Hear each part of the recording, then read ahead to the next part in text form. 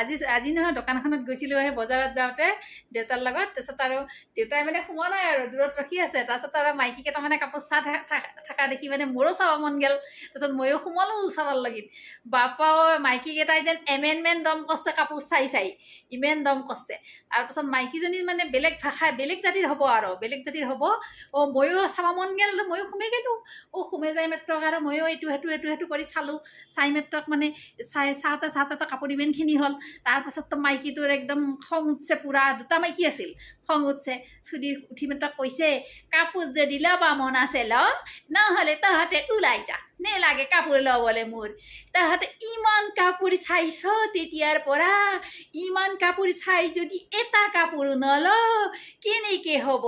নহ'ব নহয়, ওলাই যা, তেনেকৈ চাবলৈ কাপোৰো ল'ব নালাগে, যা যা এনেকৈ ক'লে। দেখিতো আৰু মই যি